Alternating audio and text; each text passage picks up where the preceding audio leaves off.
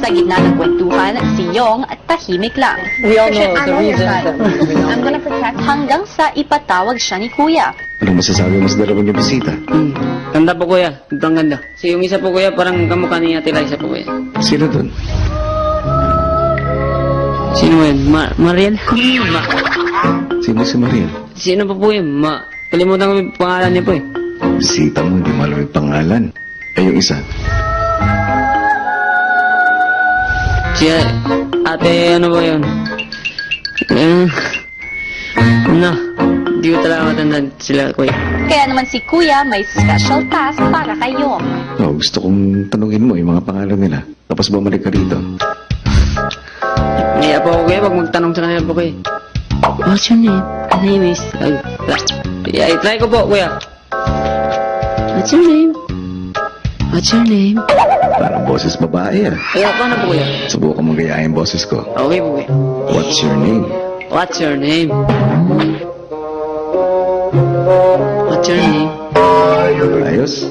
Okay ba? Galingan mo ha. Tapos babalik ka rito agad. Paglabas ni Yong ng confession room, nagsimula na itong kumuha ng tiyempo para sa kanyang special task. Yes, T-U-B-I-G.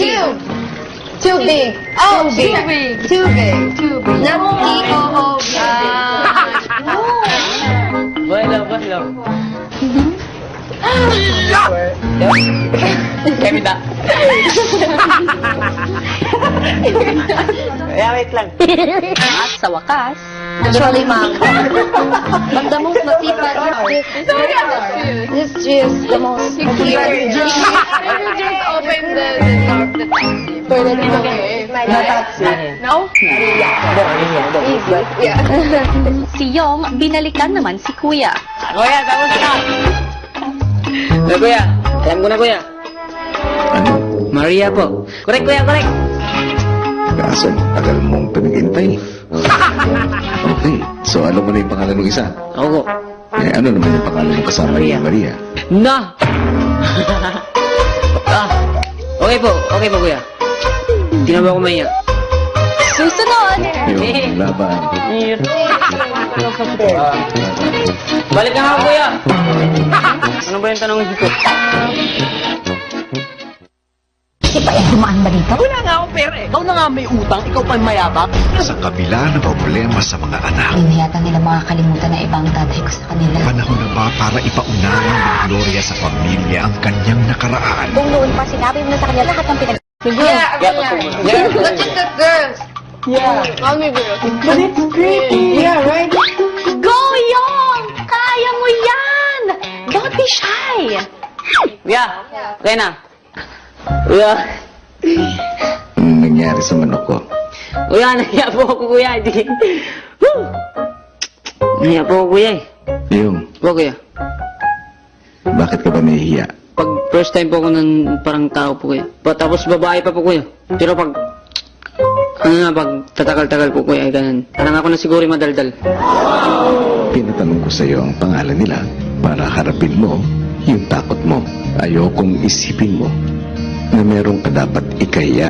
Iba't iba man ang inyong lahi, iba't iba man ang pinanggalingan. Pero lahat naman ng tao, pantay-pantay. Hayaan mong pakilala mo ang sarili mo sa ibang mga tao dahil sigurado ako na matutuwa sila sa iyo. Hindi ako naiyak, kuya. Naiintindihan mo ba? Ako po, kuya. Promise po, kuya. Ano nga lang sasabihin nila sa mga Pinoy, mahina ang loob. Mahina ba ang loob ng mga Pinoy? Hindi po, kuya. First lang. Lalaban ba tayo? May laban po. Taguyod mo ang bandera ng Pilipinas. Okay po, kuya. Woo! Tanong mo ang pangalan niya. Okay po. Tanongin ko na po, kuya. Tanongin ko na. Laban? Laban. Laban Bye. po. Bye. Woo! Fight. Sige, sugod.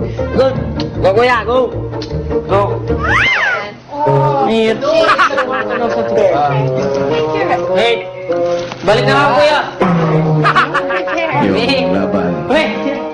Kuya siya si Yongpai. Dan. Ano ba yung tanongin ko? Pangalan niya pala.